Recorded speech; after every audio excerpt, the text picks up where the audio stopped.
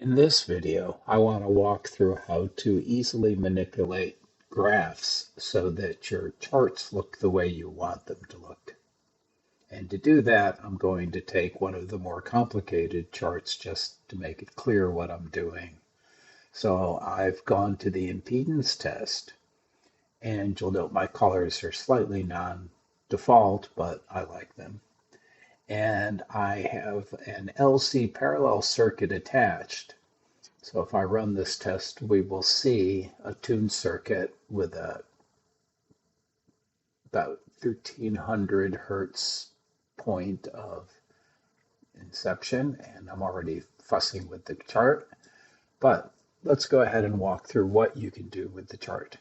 So to begin with, to zoom in and out, there are a couple of ways to do that. I can zoom an axis by putting my mouse within the axis, and then it will zoom at, I'm currently scrolling the mouse wheel,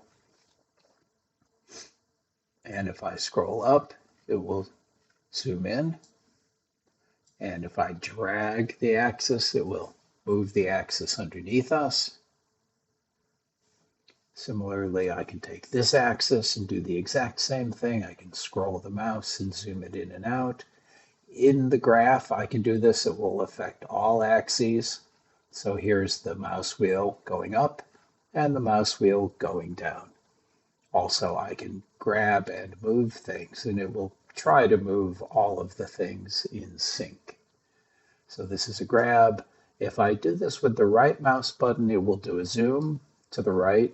We'll zoom the bottom in and out, up and down. We'll zoom all of the graphs in and out, up and down. So there's a lot of zooming and a lot of manipulating. And let's make this even more complicated, and we'll add a third axis for the group delay. And again, I can manipulate the group delay simply by fussing with the axis here. And I can also, of course, do the same things we were doing. So those are sort of the quick and easy. Let me turn group delay off and make this a little bit simpler. And also up here, we have ways to change the axes that are more numerical. So for example, if I want to fit all of the data, I'm running at 96 kilohertz.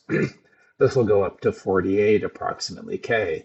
And so by clicking Fit to Data, it now fits this way.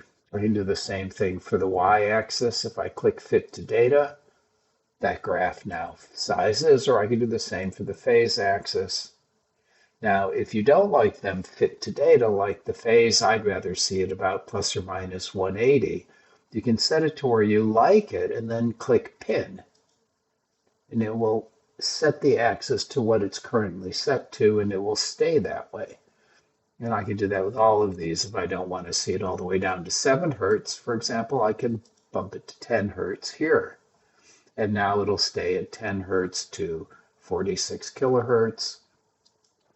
And on the top axis, if I'd rather, I can make it say go to 50, and the bottom is pretty much set at 0. All right. So you can change them numerically. You can call pin to set them to what they're currently set to and keep them that way. You can do a fit to data to get the data to actually expand to fill the entire chart. Those are the most typical ways of changing a chart to look the way you want. You can also, this is the legend, and I can turn off pieces of the chart by doing it that way. I can also change the colors of the chart by editing the palette. So which colors will I change? If I go here, we'll note that they're numbered 0 through 19. If I mouse over one of these, it will tell me palette index 0 is the blue I'm seeing here. Bring up edit palette. Sure enough, it's this blue. And if instead of blue, I want like a dark green, I can do that here.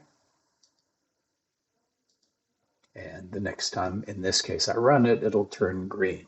For most of the other charts, that happens actually immediately. But impedance is a little bit harder to deal with. So here, for example, if I'm measuring the spectrum, you'll note it's green because we've changed the color. If you want to see it in a different color, it's easy enough to do that. If you have two of these, which sometimes happens, like left and right, if you'd like to see what the left values look like, it's easy to go up and edit the palette, and let's pick red, which is the left color. And I can change the transparency and see the stuff underneath it pretty well. And this is a nice way to see two charts overlapped quite conveniently. Notice I'm changing how transparent it is, and you could always just type them in numbers or like pick. All right, so that's how to customize a chart.